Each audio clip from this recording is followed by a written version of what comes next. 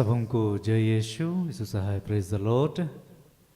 प्रार्थना का परिवार फिर से आप सबों का आज की इस आराधना प्रार्थना में प्रभु यीशु मसीह के जीवित सामर्थी नाम से हम सभी प्रार्थना का परिवार के भाई बहन मिलकर साथ में हमारी अगुआ प्रभु की दास सिस्टर एस्थर, प्रभु के दास भाई राज, आप सबों का हार्दिक स्वागत करते हैं, हार्दिक अभिनंदन करते हैं। आशा है कि आप सबों पर ईश्वर की अनुग्रह, ईश्वर की कृपा, ईश्वर का प्रेम बना हो और आप निरंतर प्रभु के मार्ग पर उसकी आज्ञाओं, उसके शिक्षाओं के अनुसार जीवन जीने का प्रयत्न कर रहे हैं और प्रभु के प्रेम को हम सभी अपने जीवन में देख पाते हैं, महसूस कर पाते हैं। हम सब जानते हैं कि हम में ऐसी कोई योग्यता नहीं, कोई ऐसी बात नहीं। हम जब प्रभु से दूर थे, हम कितने ही बातों से निराश होते थे, हताश होते थे, लेकिन वो प्रभु जिसने हमसे प्रेम किया, अपने पास लेकर आया, अपने उपस्थिति में लेकर आया, अपनी शक्ति, अपने सामर्थ्य को दिया और आज हमें इस योग्य वो बनाता है कि हम उसके नाम पर खड़े हो पाते हैं और जय हो पाते हैं। तो आइए, जब प्रभु ने इस समय में हमें अपने उपस्थिति में लेकर आया है, अपने पास बुला कर लेकर आया, तो आइए हम इस समय संपूर्ण मन से बड़े विश्वास के साथ उस ईश्वर की स्तुति करें, उसकी महिमा करें, उस पर ध्यान लगाएं। और आज के दिन में जो प्रभु हमें बल, शक्ति, सामर्थ देना चाहते हैं, जो सिखलाना चाहते हैं, उन हर एक बातों को आज हम फिर से ग्रहण करने वाले हो पाएंगे। तो आज की इस आराधना प्रार्थना में मैं हूँ भाई भूषण, साथ में मेरे बाईं ओर है मेरी धर्मपत्नी है बहन अंजना है, बीच में है बहन सोनम, बहन अंशु और भाई सुनील। आज की इस आराधना प्रार्थना में आरंभिक प्रार्थना करेंगे बहन सोनम, आराधना में अगुवाई करेंगे भाई सुनील और मैं, वचनों को पढ़ेंगे बहन अंजना और आज वचनों की उद्घोषणा और अंतिम विशेष आशीष की प्रार्थना होगी प्रभु के दास भाई राज के माध्यम से। तो आइए हम सभी बड़े विश्वास के साथ इस प्रार्थना में सम्मिलित होते हैं। हम सभी एक दूसरे के लिए प्रार्थना करें और प्रभु के भक्ति में हम लीन हो जाएं। आइए हम इस आराधना प्रार्थना में आगे बढ़ें। आइए हम प्रार्थना में आगे जाएंगे, अपने स्थानों में खड़े हो जाएंगे और इस पल में हम ईश्वर से जुड़ने का प्रयास करेंगे। अपने मन को स्थिर करेंगे, शांत मन से हम ईश्वर का मनन करने वाले हैं, ईश्वर की आराधना करने वाले हैं, ईश्वर के वचनों को सुनने वाले हैं। तो आइए हम एक साथ मिलकर अपने पिता से इस पल में प्रार्थना करेंगे। हे सर्वशक्तिमान, दीन दयालु, प्रेमी पिता परमेश्वर, हम फिर से प्रभु आपके बच्चे आपके निकट आते हैं और आज के सुंदर आशीषित दिन के लिए आपका धन्यवाद करते हैं कि आज तक प्रभु तूने हम सबों को सुरक्षित रखा, जीवित रखा, एक नई आशीष, एक नई अनुग्रह से हमारे जीवन को भरा। पिता, हम आपका धन्यवाद करते हैं सचमुच प्रभु तेरे प्रेम के लिए जो नित्य और निरंतर हमारे जीवन में तू बरसाता है। अपने प्रेम से हम सबों को तू संचालित करता है। तू बतलाता है प्रभु कि तू मेरी दृष्टि में कितने मूल्यवान हो और कितने महत्व रखते हो। सचमुच प्रभु, जब जब हम पाप के गर्त में गिरते हैं तब तब तेरा विजय देना हाथ से प्रभु तू हम सबों को संभालता है। हमारे पापों को तू अनदेखा करता है, हमारे अपराधों को तू क्षमा करता है और नित्य और निरंतर प्रभु तेरे पास हमें बुलाता। हम आपका धन्यवाद करते हैं। इस पल का नियंत्रण, इस समय का नियंत्रण प्रभु तेरे हाथों समर्पित करते हैं। हम सब बच्चों को प्रभु तेरे हाथों समर्पित करते हैं। इस आराधना, प्रार्थना, वचन की उद्घोषणा, अंतिम प्रार्थना को तेरे हाथों समर्पित करते हैं। आइए पिता, आइए पुत्र, आइए पवित्र आत्मा ईश्वर, हम तीनों परमेश्वर को अपने जीवन में उस जगह में आमंत्रित करते हैं ताकि पिता ईश्वर तेरी उपस्थिति से प्रभु हम सब भर जाए और तू जो चाहता है प्रभु उन बातों को, उन शिक्षाओं को हम ग्रहण कर अपने जीवन में जीवंत होने पाए। मेरे पिता, हम धन्यवाद करते हैं फिर से पिता ईश्वर इस प्रार्थना में सेविकाई के लिए, हमारे अगुओं के लिए, हमारे आत्मिक भाई बहनों के लिए जो जिस भी रीति से इस पल में हम सबों के साथ जुड़े हैं। हम सब एक एक बच्चों के लिए प्रभु आपका धन्यवाद करते हैं। धन्यवाद करते हैं ईश्वर इस आराधनालय के लिए। धन्यवाद करते हैं ईश्वर इस जगह में उपस्थित तमाम एक एक बच्चों के लिए। हम धन्यवाद करते हैं ईश्वर आज के दिन प्रभु तू हमसे क्या कहना चाहता है, क्या हमें सिखलाना चाहता है, उन तमाम बातों के लिए ईश्वर आपका धन्यवाद करते हैं। हाँ मेरे पिता, हम धन्यवाद करते हैं फिर से पिता ईश्वर आपके प्रिय पुत्र ब्रदर राज के लिए। तो उनके मुख पर अपने शब्दों को रखना, हाँ मेरे पिता, और उनके माध्यम से हमारे जीवन को पूर्णतः स्वतंत्र करना, आशीषित करना पिता, हम धन्यवाद करते हैं, धन्यवाद करते हैं पिता ईश्वर। फिर से आज के दिन के लिए, आज की इस आराधना के लिए आपका धन्यवाद करते हैं। जब हम तेरी आराधना करें प्रभु, तेरी आत्मा की मांग करते हैं। उस पवित्र आत्मा, उस जीवित ईश्वर की आत्मा को हम सभी बच्चों के ऊपर उंडेलिए, ताकि हम आत्मा और सच्चाई से तेरी स्तुति, तेरी महिमा करने पाए। हम धन्यवाद करते हैं फिर से प्रभु परमेश्वर, आज के दिन को तेरे हाथों समर्पित करते हुए यह प्रार्थना हम यीशु मसीह के नाम से मांगते हैं। इसे सुनिए और स्वर्ग के राज्य में आनंद से ग्रहण कर दीजिए। आमीन। आमीन। आइए हम प्रभु का धन्यवाद करते हुए, उनकी महिमा करते हुए एक गीत को गाएंगे।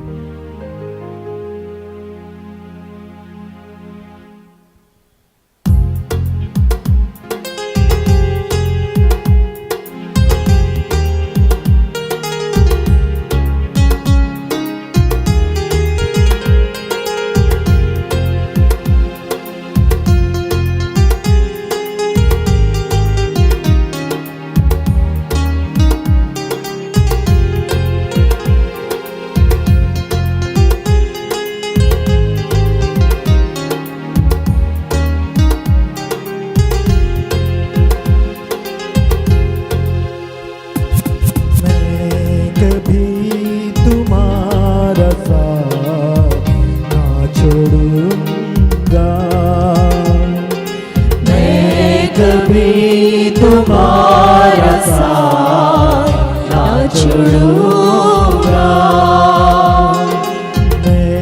कभी तुम्हारा साथ ना छोड़ूंगा, मैं कभी तुम्हारा साथ ना छोड़ूंगा, दुनिया के अंतिम क्षणों तक साथ रहूंगा, दुनिया के अंतिम क्षणों तक साथ रहूंगा, आती हो चाहे तूफान संग चलूंगा, आती हो चाहे तूफान संग चलूंगा, मैं कभी तुम्हारा साथ ना छोड़ूंगा, मैं कभी तुम्हारा साथ ना छोड़ूंगा।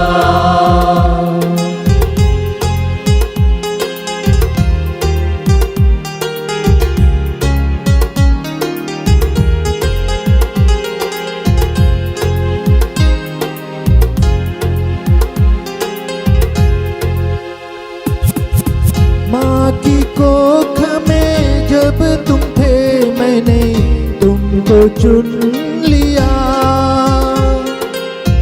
माँ की कोख में जब तुम थे मैंने तुमको चुन लिया, तुमको संवारा दिल में बसाया प्रेम पार दिया, तुमको संवारा दिल में बसाया प्रेम पार दिया, तुम मेरे हो मेरे लिए हो, तुम मेरे हो मेरे लिए हो, तुम मेरे लिए, बस तुम मेरे लिए, मैं कभी तुम्हारा साथ ना छोड़ूंगा, मैं कभी तुम्हारा साथ ना छोड़ूंगा।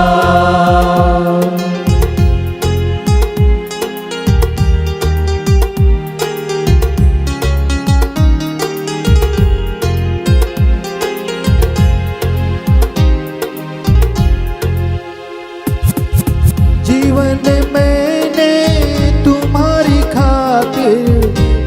दिया कुर्बान। जीवन मैंने तुम्हारे खातिर कर दिया कुर्बान। जीवन तुम्हारा प्रेम मेरा क्रूस पे बलिदान। जीवन तुम्हारा प्रेम मेरा क्रूस पे बलिदान। मनुष्य बनकर तुम्हें बचाया, मनुष्य बनकर तुम्हें बचाया। मैं हूँ तुम्हारे लिए, बस तुम्हारे लिए। मैं कभी तुम्हारा साथ ना छोड़ूंगा। मैं कभी तुम्हारा साथ ना छोड़ूंगा। दुनिया के अंतिम क्षणों तक साथ रहूंगा। आंधी हो चाहे तूफान संग चलूंगा। मैं कभी तुम्हारा साथ ना छोड़ूंगा। मैं कभी तुम्हारा साथ ना छोड़ूंगा। ना छोड़ूंगा, ना छोड़ूंगा। साथ चलूंगा, साथ चलूंगा।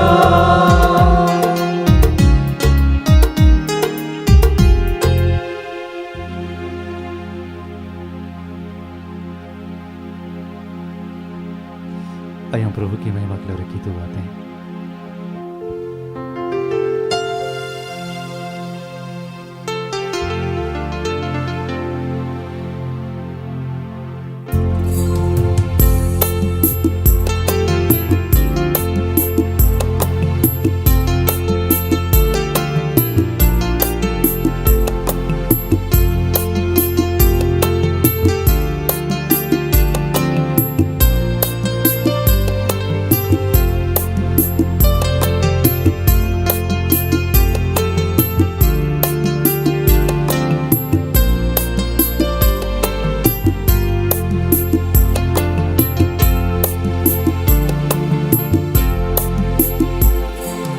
यीशु मेरा जीवन ज्योति, गाँव में उसका नाम।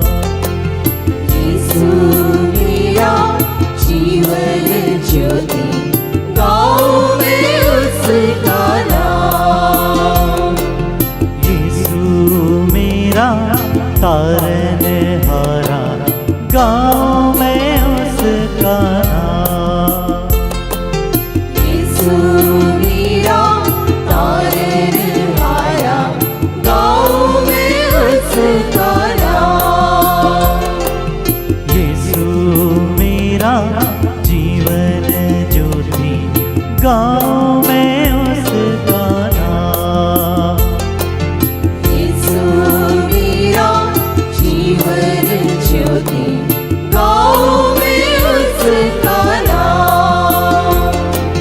यीशु मेरा तारनहारा, गाँव में उसका नाम। यीशु मेरा तारनहारा, गाँव में उसका नाम।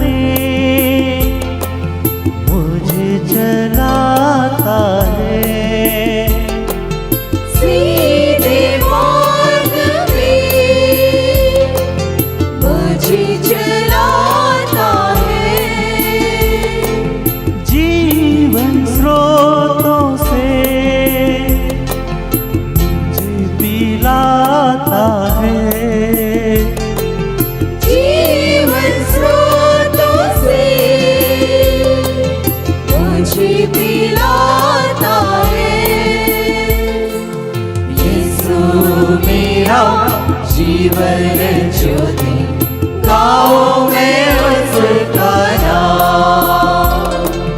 यीशु मेरा तारनहारा, गाओ मैं उसका नाम।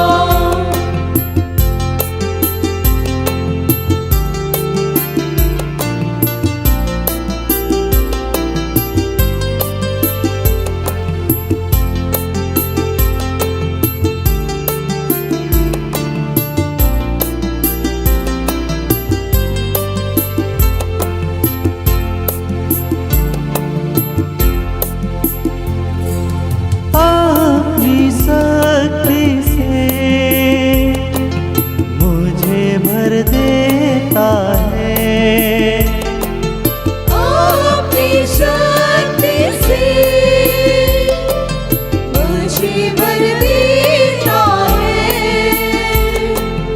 अपनी बाहों में मुझे उठाता है। आपकी बाहों में मुझे उठाता है। यीशु मेरा जीवन ज्योति, गाओ मैं उसका नाम। यीशु मेरा तारनहारा, गाओ मैं उसका नाम। यीशु मेरा जीवन ज्योति, गाओ मैं उसका नाम। यीशु मेरा जीवन ज्योति, गाओ मैं उसका नाम। गाओ मैं उसका नाम। गाओ मैं उसका नाम। गाओ मैं उसका नाम। गाओ मैं उसका नाम।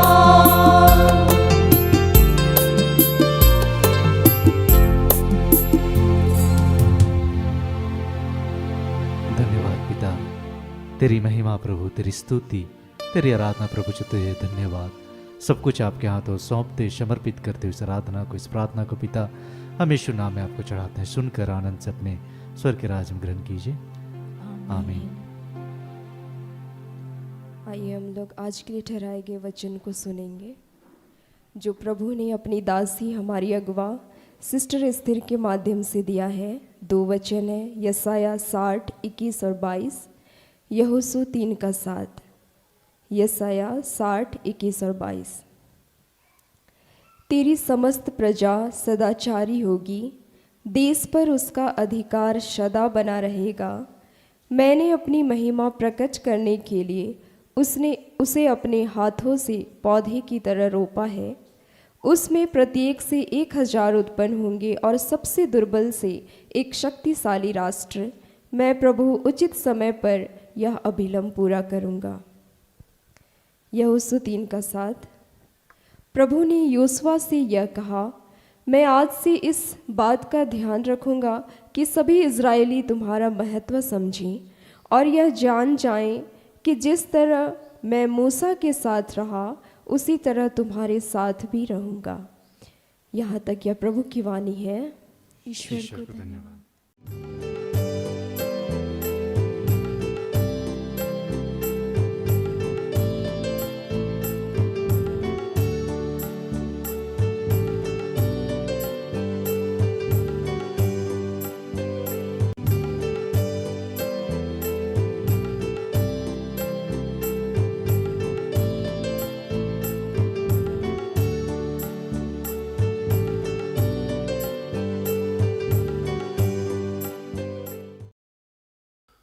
सबों को जय यीशु।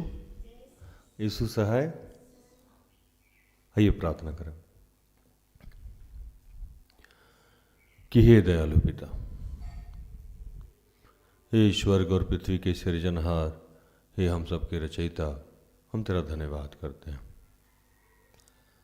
आज के सुंदर और आशीषित दिन के लिए जो तूने एक नए अध्याय के रूप में हमारे जीवन से जोड़ दिया।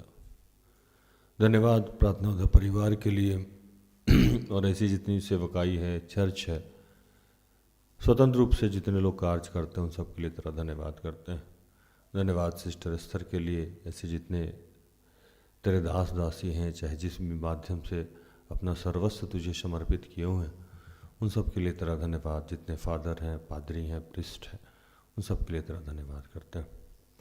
और धन्यवाद कि आज फिर तूने हमें इस योग्य करार किया कि हम तेरे वचनों की उद्घोषणा हमारे शरीर के माध्यम से हो सके, इसके लिए तेरा धन्यवाद करते हैं। गर्भ से लेके अब तक तूने हमें संभाला, हमारी छोटी से लेके बड़ी सारी ज़रूरतों को अपने शाही खत्ते खोल के पूर्ण किया, तेरा धन्यवाद करते हैं। ये प्रभु तू जानता है कि हम रोज़ वही कार्य करते हैं जो हमें नहीं करना चाहिए। हमने आपकी इच्छा के विरुद्ध जो भी कार्य किया है उसके लिए फिर से तुझसे क्षमा चाहते हैं।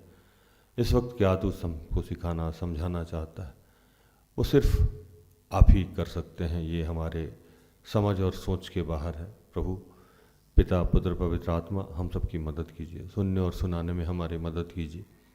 जो भी डिस्टर्बेंस की बातें हैं, जो भी रुकावट की बातें हैं, वो सब यीशु के नाम से समाप्त करते हैं। धन्यवाद किया प्रार्थना प्रभु यीशु के जीवित और पवित्र नाम से मांगते हैं। दया से सुन और स्वर्ग के राज में ग्रहण कर, आमीन।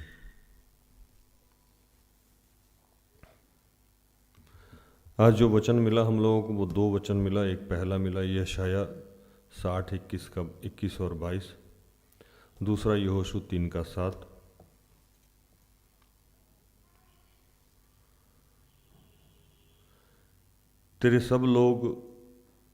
तेरे लोग सब के सब धर्मी होंगे, वे सर्वदा देश के अधिकारी रहेंगे।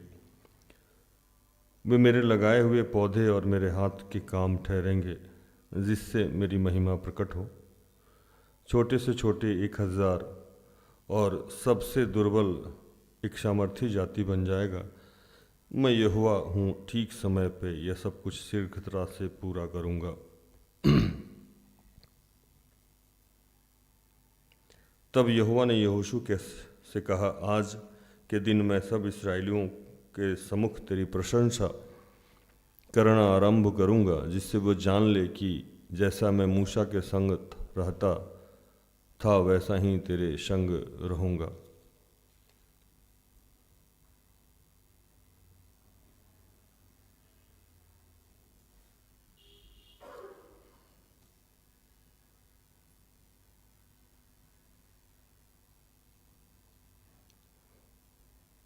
आज जो वचन हम लोगों को मिला है वो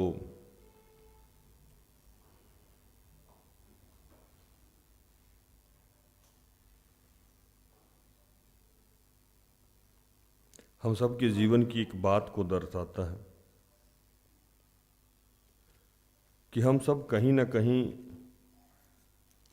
थक गए हैं, हार गए हैं, टूट गए हैं, निराश हो गए हैं। और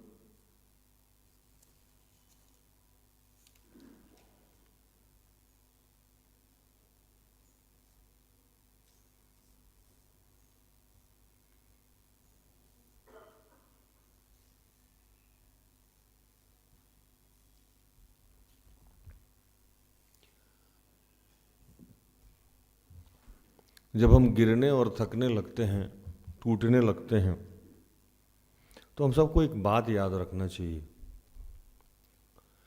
कि प्रभु जो पृथ्वी पे यीशु को भेजे तो उनका एक ही उद्देश्य था।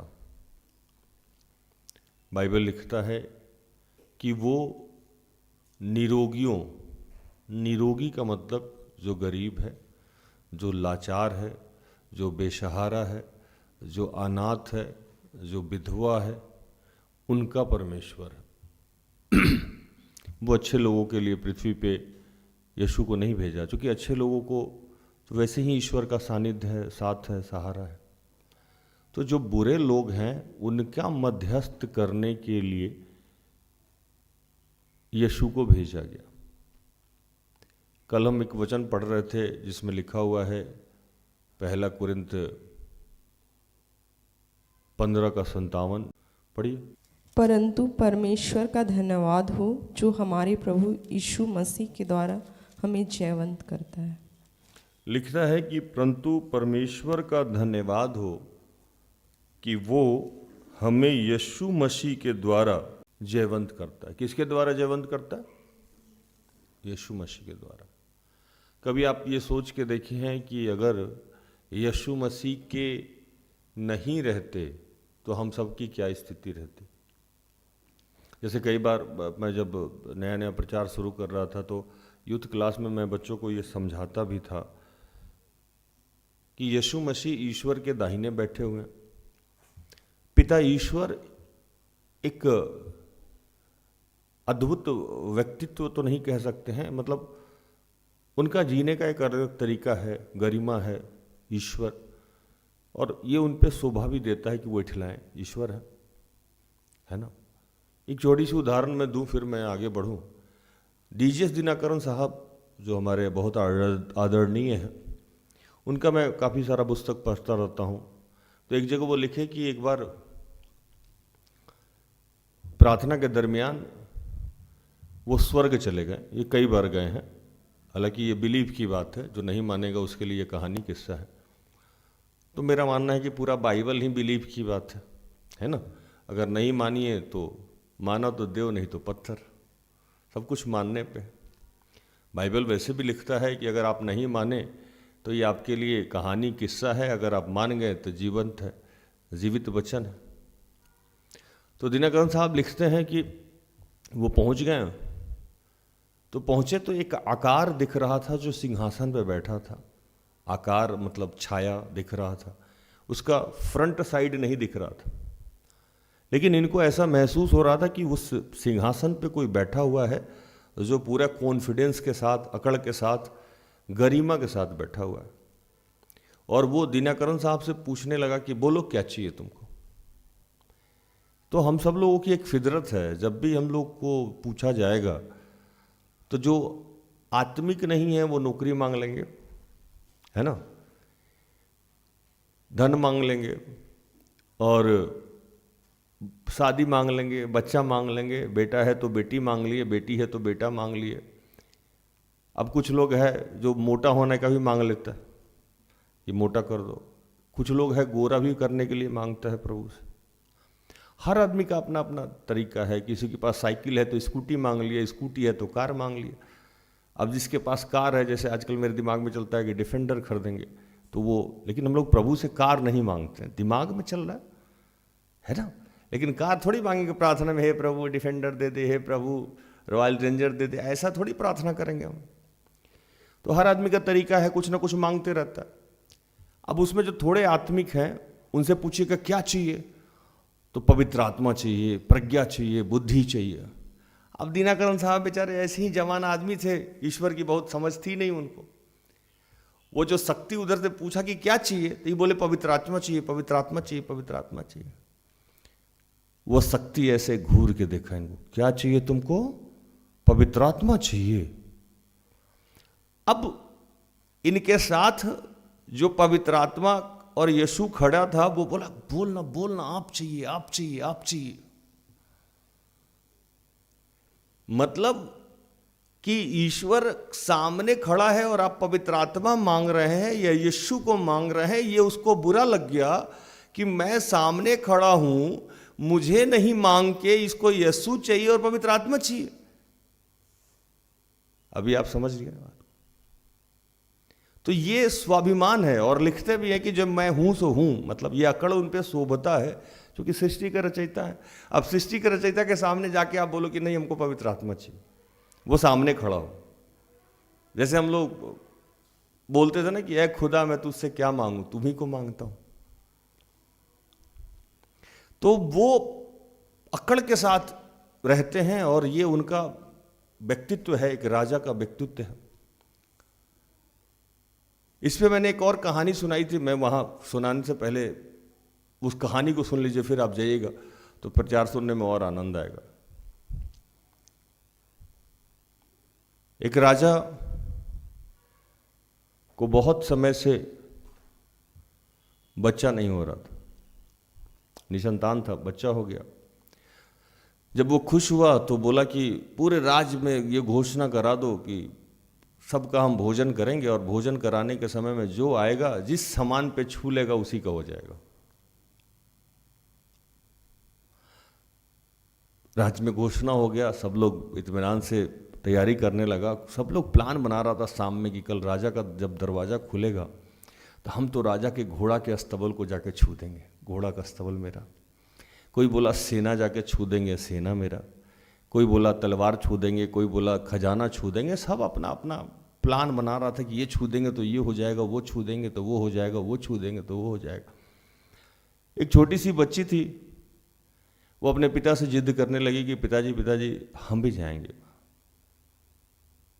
तो वो उसका पिता बोला तू इतनी छोटी सी बच्ची है, क्या करेगी वहाँ जाके? तो नहीं नहीं नहीं नहीं, मैं भी जाऊँगी, मैं भी जाऊँगी, मैं भी जाऊँगी, मैं भी जाऊँगी।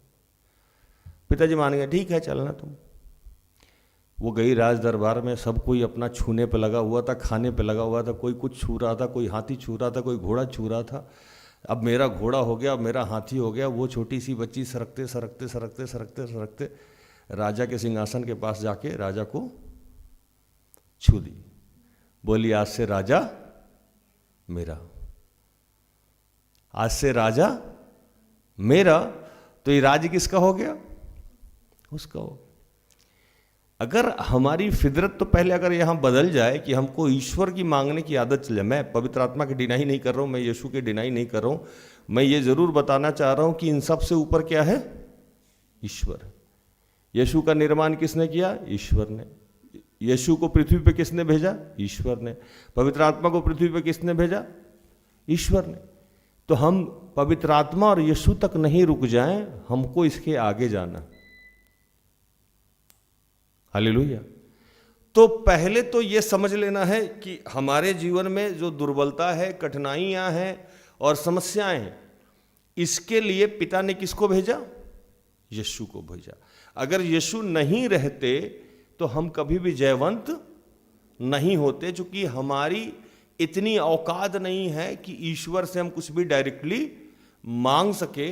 और जब आप बिफोर क्राइस्ट बाइबल पढ़ते हैं, जो उत्पत्ति से लेकर मलाकी तक है, उसमें देखे होंगे कि कैसे कैसे लोगों का क्या क्या बुरा हाल किया है ईश्वर। छोटी छोटी गलतियां ईश्वर किसी का माफ नहीं करता था। और उसी क्रम में कुछ बातों को आज मैं रखूंगा आपके सामने पवित्र आत्मा के सामर्थ्य, कि ये तो अच्छा हुआ कि यीशु आए। और जो पहला कुरिन्थ 15 के 1:15 में जो एक का जो कितना पढ़े हम लोग? 15 का 57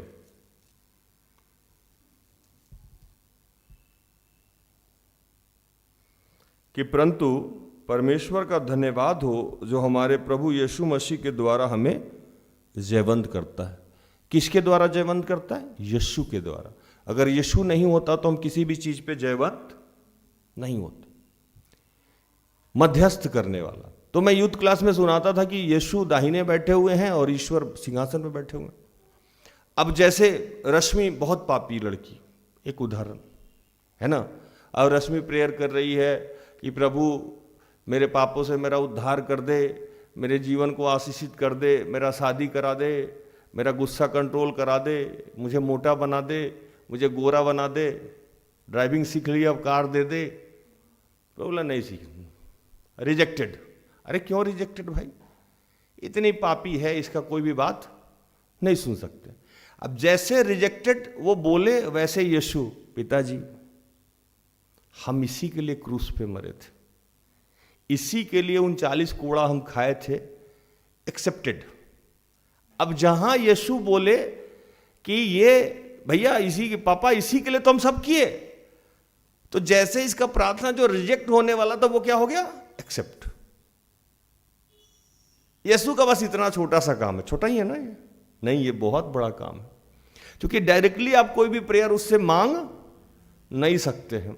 इसलिए नहीं मांग सकते हैं कि आपने जो इतना पाप कर लिया है उसकी माफी ईश्वर कभी भी विदाउट यीशु दे ही नहीं सकता है। इसीलिए शायद बलि की प्रथा थी कि पहले आप पनिशमेंट भोगिए, दंड भोगिए, उम्र कैद की सजा काटिए, चाहे ये काटिए, मतलब कुछ ना कुछ भुगतना है।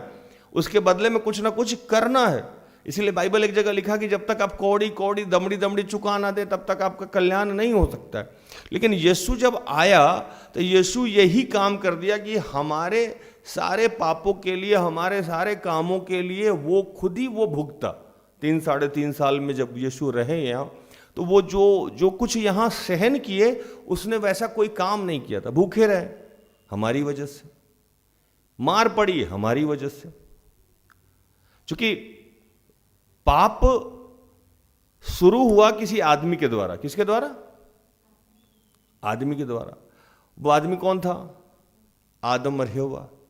महिला के द्वारा पाप प्रवेश किया और आदम ने पाप किया, और पाप की समाप्ति के लिए भी किसी इंसान की जरूरत थी, इसीलिए यीशु को सशरीर पृथ्वी पे भेजा गया। अब जितने भी लोग ये समझते हैं कि हमारे जीवन में कल्याण नहीं हो सकता है, उसके लिए बाइबल एक वचन लिखा है, अगर आप इस बात पे यकीन नहीं करते हैं कि यीशु के द्वारा आपका उद्धार हो सकता है, तो सिर्फ सब बकवास है। 1 कुरिन्थ 15 का 14, 13 और 14 पढ़िए। यदि मरे हुओं का पुनरुत्थान है ही नहीं, तो मसीह भी नहीं जी उठा, और यदि मसीह नहीं जी उठा, तो हमारा प्रचार करना भी व्यर्थ है और तुम्हारा विश्वास भी व्यर्थ है। मतलब सब कुछ व्यर्थ ही व्यर्थ है। मतलब हम झूठ मूठ यहाँ के बकवास कर रहे हैं, और आप लोग झूठ मूठ टाइम खराब करते हैं रोज शाम में यहाँ, या रोज अभी भी। कि अगर आप मानते नहीं हैं कि पुनरुत्थान हुआ यीशु का, तो आपका भी पुनरुत्थान नहीं होगा। मतलब पुनरुत्थान 2 तरीका से होता है। एक, हमारा मरने, हम सब जब मरते हैं तो हमारा पुनरुत्थान होता है ना। और दूसरा, जब हम यहां पाप में पड़े हुए हैं तब भी हमारा पुनरुत्थान, फिर से उत्थान हुआ। हमारे पुराने शरीर को, पुराने जीवन को, पुराने सोच को, पुराने व्यवहार को निकाल के हमारा क्या हुआ? एक नया जन्म हुआ। तो पुनरुत्थान ही हुआ ना। तो पृथ्वी पे भी हमारा पुनरुत्थान हुआ है ना, और मरने के बाद भी हमारा पुनरुत्थान हुआ। लेकिन ये पुनरुत्थान कब होगा? जब यीशु के ही पुनरुत्थान पे आपको यकीन नहीं है, तो ये तो हम अपना कैसे करेंगे? मतलब आप ये मानते ही नहीं है कि यीशु पृथ्वी पे आया। अगर आया भी तो वो मारा गया, गाड़ा गया, और फिर से जन्म, फिर से वो जीवित हो उठा। अगर इस पे आपको ट्रस्ट नहीं है, तो फिर ये प्रचार सुनना और सुनाना दोनों व्यर्थ है, क्योंकि आपके जीवन में कुछ भी बदलने वाला नहीं है। लेकिन अगर आप मानते हैं कि यीशु यहाँ आया, मारा गया, गाड़ा गया और जी उठा, तो इसका मतलब कि आपका भी जीवन बदलने वाला है, संसारिक भी और आत्मिक भी। आत्मिक जीवन भी बदल जाएगा और मरने के बाद भी आपका जीवन बदल जाएगा। अगर ये यकीन है तो फिर आज का प्रचार आपको समझना चाहिए। सारा खेल किस चीज पे है? यकीन पे है। अब व्यवस्था विवरण क्या कहता है? यहां तक प्रचार समझ में आया तो हां बोलिए, नहीं तो ना बोलिए, हम आखिरी प्रार्थना करके लौट जाएं। तो यहां कह रहे हैं कि तब तेरे सब लोग, तेरे लोग सब के सब धर्मी होंगे, वे सदा सर्वदा के अधिकारी रहेंगे, और मेरे लगाए हुए पौधे और मेरे हाथ के काम ठहरेंगे, जिससे मेरी महिमा प्रकट हो। छोटे से छोटे 1000 और सबसे दुर्बल एक सामर्थी जाति बन जाएगा। मैं यहोवा हूं, ठीक समय पे सब कुछ शीघ्रता से पूरा करूंगा। आप जितने भी कमजोर हैं, हर आदमी का एक राइट टाइम आता है। अगर आपके जीवन में कुछ भी बदल नहीं रहा है, इसका मतलब ये नहीं कि आप पापी हैं। इसका मतलब यह है कि आपका टर्न नहीं आया। ये भी हो सकता है। टर्न आएगा तो वो अपने आप बदल जाएगा। आपको प्रयास करते रहना चाहिए। आज हमारी और आपकी स्थिति क्या है कि हम डिप्रेशन में क्यों जा रहे हैं? कि कुछ बदल नहीं रहा है, और बार बार जिस पाप के लिए हम क्षमा मांग ले रहे हैं, उस पाप के वजह से हमको दिमाग में, अच्छा हम ये पापी हैं इसलिए हो रहा है, मेरा जीवन नहीं बदल रहा। तो प्रभु तो उन तमाम पापियों को आज कह रहा है कि आप पापी हैं इसलिए जीवन नहीं बदल रहा है। आपको मैंने अपने हाथों से लगाया। कैसे लगाया? अपने हाथ से लगाया।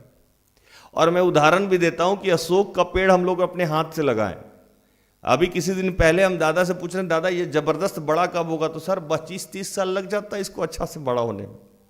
पता लगा हम कहीं कब्र में नहीं डाल दे सब तब तक हमको, तब जाके वो बड़ा होगा। इसका मतलब ऐसा थोड़ा है कि अशोक का पेड़ जो हम लगाएं वो ग्रोथ नहीं हो रहा, ग्रोथ हो रहा है, स्लोली ग्रोथ हो रहा है, उसका एक टाइम है।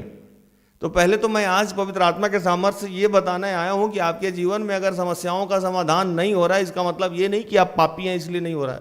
प्रभु कह रहा है कि मैंने अपने हाथों से आपको लगाया है और उपयुक्त समय पे आपको बढ़ाऊंगा, और चाहे आप जितने भी कमजोर हों, लाचार हों, आपकी स्थिति ऐसी हो जाएगी कि आप छोटे से छोटे 1000 हो जाएंगे।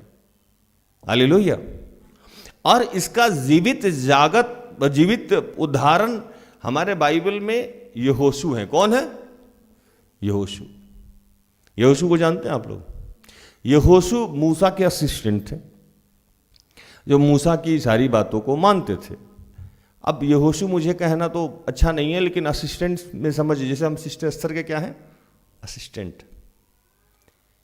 वैसे ही मूसा के असिस्टेंट थे यहोशू। और बाइबल बहुत पहले यह घोषणा कर दिया था कि यहोशू मूसा के उत्तराधिकारी होंगे। जैसे आपको मैंने बताया कि आपको इस बात का अहम ही नहीं है, इल्म ही नहीं है कि बिफोर क्राइस्ट और आफ्टर क्राइस्ट में कितना फर्क है।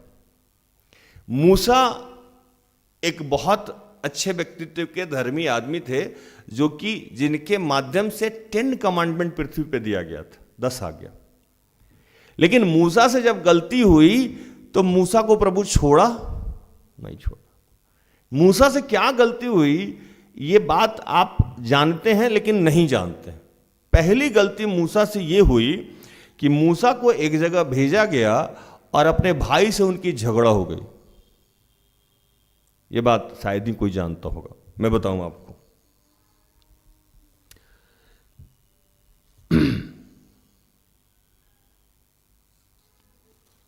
मूसा एक जगह पे खड़े थे, उनको प्रभु ने कहा कि यहां से जाओ, और कुछ काम दिया गया, और मूसा वहां, गिनती से 22 का 14 में पढ़ता हूं, क्योंकि सीन नामक जंगल में तुम दोनों ने मंडली के झगड़ने के समय मेरी आज्ञा को तोड़कर मुझसे बलवा किया और मुझे सोते के पास उनके दृष्टि में पवित्र ना ठहराया। किसने आज्ञा तोड़ दी? मूसा ने।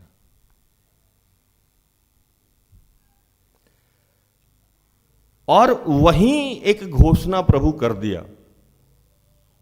सोचिए सेवकाई कितना टफ काम होता अगर यीशु नहीं रोता। हम जैसे पापी के लिए जो दिन भर गुस्सा करते रहते हैं, यहां बैठो वहां बैठो ऐसे चले जाओ, अगर यीशु नहीं रहता तो मेरा तो पत्ता ही कट जाता। समझ के देखिए, है ना। मूसा जैसा आदमी का पत्ता काट दिया प्रभु, और कहता है 15 में 14-15 खुल लिया, 14 और 15 दोनों पढ़ी। क्योंकि सीन नामक जंगल में तुम दोनों ने मंडली के झगड़ने के समय मेरी आज्ञा को तोड़कर मुझसे बलवा किया और मुझे सोते के पास उनकी दृष्टि में पवित्र नहीं ठहराया। यह मरीबा नामक सोता है जो सीन नामक जंगल के कादेश में है। मूसा ने यहोवा से कहा, 16 हाँ पढ़ी। यहोवा जो सारे प्राणियों की आत्माओं का परमेश्वर है, वह इस मंडली के लोगों के ऊपर किसी पुरुष को नियुक्त कर दे।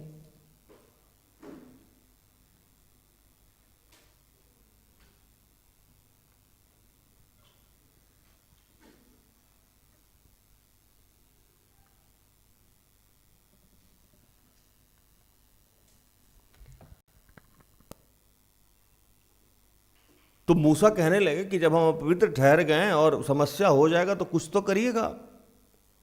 तो वहीं एक घोषणा की गई। बड़ी आगे का वचन 18।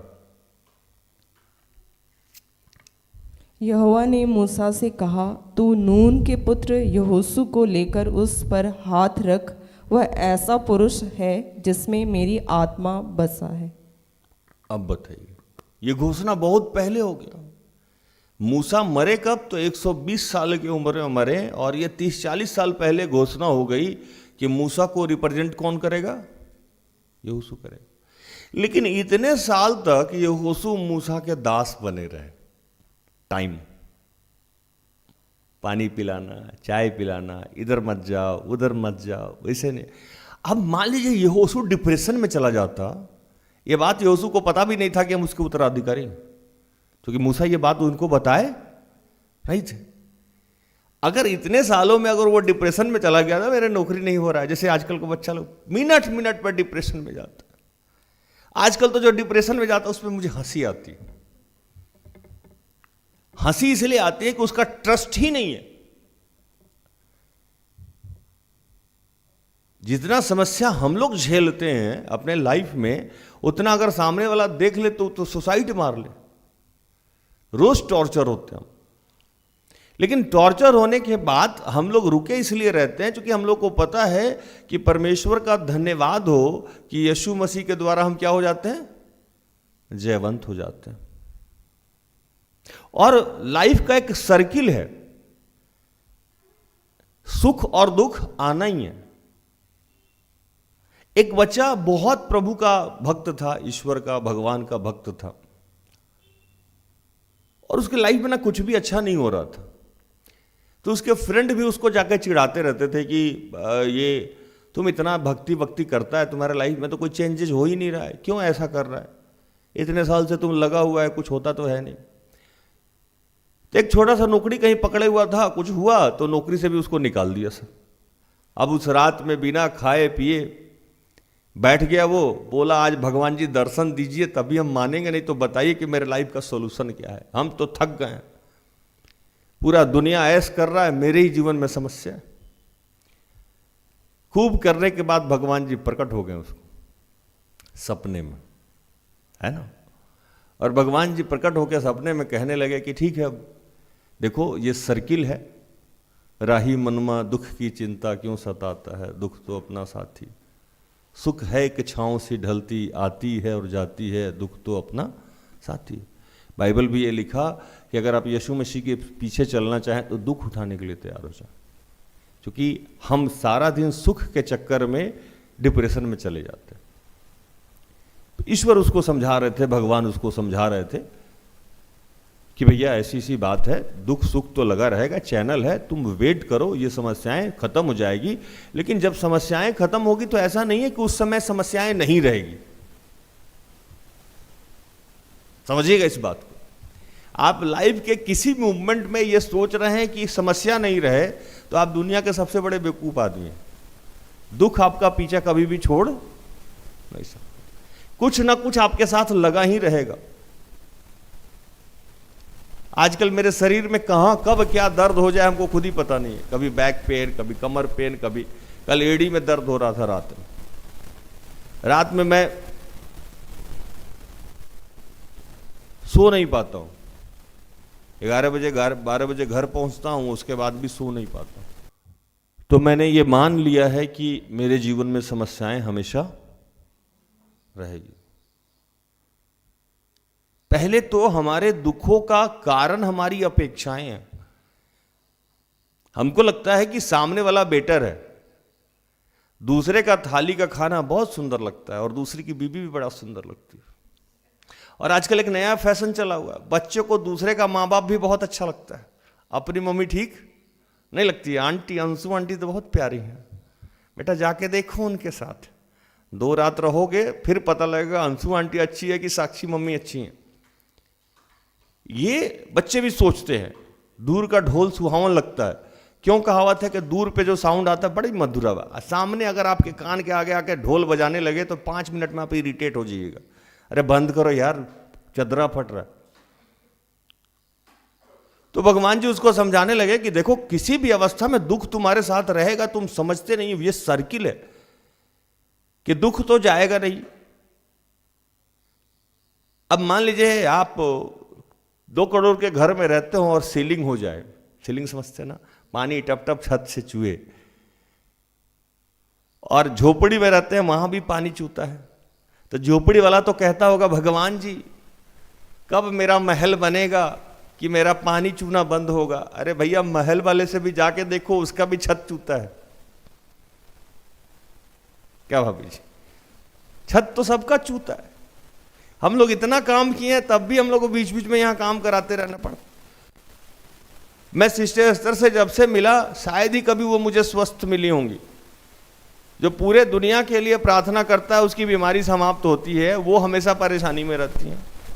इधर थोड़ा स्वस्थ क्या रहना शुरू की कि उनका सारा बीमारी हमको होने लगा। वो रेस्ट जोन में प्रभु मेरा टेक ऑफ कर दिया। अब मुस्कुराती रहती है कि मेरा वाला आपके तरफ चला गया। मैंने कहा वो अभिषेक भी भेज देना था, सिर्फ दर्द ही भेजी। तो भगवान जी उसको कहने लगे, भाई तू मान सब ठीक हो जाएगा, लेकिन ठीक होने के बाद भी कुछ रह जाएगा। परफेक्ट 100% कुछ भी यहां नहीं होता है किसी के लाइफ। और डिप्रेशन में वो है जो 100% ठीक करना चाहता है। कभी भी 100% आपका लाइफ ठीक नहीं होगा। हाँ, बेहतर होते जाएगा, लेकिन जब बेहतर होगा तो भी समस्या में रहिएगा। लाइक आप लोगों को याद होगा कि एक समय था जो हम लोग 50 पैसा, 1 रुपया, 2 रुपया समोसा खाने के लिए टेंशन में रहते थे। अरे कहीं से मिल जाता। अब सब्जी लाने गए, मार्केटिंग करने गए, तो उसमें से 2 रुपया कैसे बच जाए, 1 रुपया कैसे बच जाए, है ना। एक आदमी के पापा जी आए, बोलने लगे कि मेरी बेटी को 8,000 रुपया मिलता है स्कॉलरशिप। मैंने कहा क्या करती है वो? तो दोनों भाई बहन चिप्स में और फास्ट फूड खा जाता है, पैसा तो हम ही से लेती। मैंने कहा ठीक। अब 8,000 रुपये का कोई बच्चा चिप्स फास्ट फूड खा जाता हो, दोनों भाई बहन मिल के, तो वो बोलने लगे पैसा तो हम ही देते हैं, बाकी उसका रेंट हॉस्टल फी। हम कहें ठीक करते हैं, अच्छा है, जी लेने दीजिए उसको। तो वो समय था जब हम लोग 8 रुपया सोचते थे, और अब ये समय है कि 8,000 रुपया हम लोग खर्चा करते हैं, लेकिन फिर भी हमको लगता है कि 8,000 में कुछ होने वाला नहीं है। और यकीन मानिए कि जब उस बच्ची को 80,000 रुपया भी मिलेगा, हमारे सामने अभी एक बच्ची बैठी हुई है जिसको 1 लाख रुपया तनख्वाह मिलता है, पैसा कितना है तो पता नहीं, खर्च जाता कहाँ है तो पता नहीं।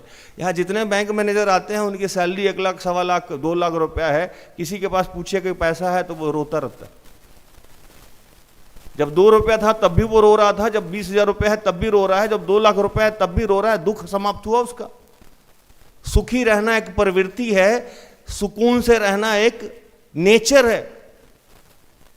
जो सुकून से रहना है वो मड़ई में भी सुकून से रहेगा, और जो सुकून से नहीं रहना चाहता है वो स्वर्ग में भी जाएगा तो उसको तकलीफ होगा। भगवान जी यही बात उस लड़का को समझा रहे थे कि देख कोई समस्या नहीं है, राइट टाइम पे तुम्हारा सब कुछ ठीक हो जाएगा। तू कोई पापी आदमी नहीं है, और जो तू पूजा प्रार्थना करता है, प्रेयर करता है, इसका प्रतिफल भी तुमको मिल रहा है, ये तुमको दिख नहीं रहा है। लाइक जैसे किसी बीज को अगर जमीन के नीचे लगा दें तो वो बढ़ रहा है, लेकिन आपको दिख रहा है। टाइम लगता है ना अंकुर को बाहर में, आपको तो दिख नहीं रहा है। अब आप परेशान हैं, कुछ हो ही नहीं रहा है, कुछ हो ही नहीं रहा है, कुछ हो ही नहीं रहा है। एक दिन गुस्सा में जाकर उसको रौंद दीजिए, वो बीज मर जाएगा कि जिंदा रहेगा? लेकिन वो तो काम कर रहा था, काम कर रहा था। वही हमारा लाइफ है। भगवान जी उसको समझा रहे थे, नहीं माना वो बच्चा, तो वो बोले कि ठीक है, एक काम कर, तुम्हारा जितना तकलीफ है वो सबको एक जगह लिख और पोटली जाके एक बरगद का पेड़ पे लटका दे, तुम्हारा दुख गायब हो जाएगा। लेकिन कंडीशन एक रहेगा, T&C अप्लाई, कि कोई एक पोटली दूसरे का लेके आना होगा, क्योंकि सर्किल है, कुछ तो एक रहेगा तुम्हारे लाइफ में ना। तो तू अपना सारा लिख ले दुख और सब डाल दे, और जैसे तू वहां पेड़ पे लिखेगा वो सब चीज तुम्हारा रिकवर हो जाएगा। लेकिन किसी एक का पोटली वहां से तुमको लेके आना होगा। लड़का बोला डन। लड़का गया, अपना सब लिखा, शादी ब्याह नौकरी ये वो फलाना ढिकाना घर सब लिख के एक पोटली में डाल दिया। अब आने के समय टर्म एंड कंडीशन था कि एक पोटली खोलना है, निकाल के लाना है। अब जो सबसे छोटा पोटली था वो निकालने के चक्कर में गया। जैसे उसको हाथ लगाया, तो सोचा कहीं ऐसा तो नहीं है कि इसमें मेरा शारीरिक बीमारी हो, छोड़ दिया, है ना। फिर बोला नहीं, इससे छोटा वाला देखते हैं। तो उस छोटा में सोचा ऐसा नहीं तो मेरे मम्मी पापा में से कोई मर जाने वाला, फिर छोड़ दिया। अब जिस पोटली को हाथ लगाए कोई उसको दुख उसमें नजर आए। अब लास्टली वो चिल्लाने लगा कि भगवान जी आप फंसा दिए हमको, ये टर्म ठीक नहीं है। तो प्रभु बोला कि पृथ्वी पे रहने वाला कोई ऐसा आदमी नहीं है, चाहे जिस भी धर्म ग्रंथ में पढ़ लीजिए, राम आए तो उनको वनवास हो गया, भगवान थे। यीशु आए तो कूट कूट के मारा सब, यहां ईश्वर थे, है ना। मोहम्मद साहब का क्या हाल किया है, सब पढ़ लीजिए। किसी भी धर्म में किसी को कोई छोड़ा नहीं है। जो जितना बड़ा धर्मी रहा है, जो जितना बड़ा परोपकारक रहा है, जो जितना बड़ा रहा है, उसके साथ समस्या रही है, समस्याओं का कभी अंत नहीं हुआ है। वो लड़का को बोले कोई एक पोटली तो तुमको लेके जाना ही होगा। लड़का जिस भी पोटली को छुए, कभी लगे कि पत्नी का मौत, कभी लगे ये बीमारी, कभी वो कर्जा, कभी वो कर्जा, सारा पोटली घूमते घूमते बोला भगवान जी मेरा वाला पोटली अपना खोल लेते, हम जहां हैं वहीं सुखी हैं, है ना। और ये सारा चेंजेस क्यों हो गया हमारे और आपके लाइफ में? यीशु का। मूसा को भी प्रभु बख्शा नहीं, और यहोशू को कभी भी ये पता नहीं था कि हम इतने बड़े आदमी हो जाएंगे। अगर यहोशू डिप्रेशन में चले जाते तो जो आज प्रभु उनके लिए वचन दिया, एक यहोशू 3:7, तब यहोवा ने यहोशू से कहा, आज के दिन मैं सब इस्राएलियों के सम्मुख तेरी प्रशंसा करना आरंभ करूंगा, जिससे तू जान ले कि जैसे मैं मूसा के संग रहा वैसे ही मैं तेरे संग भी रहूंगा। ये टाइम क्या है वो सारा समझिएगा।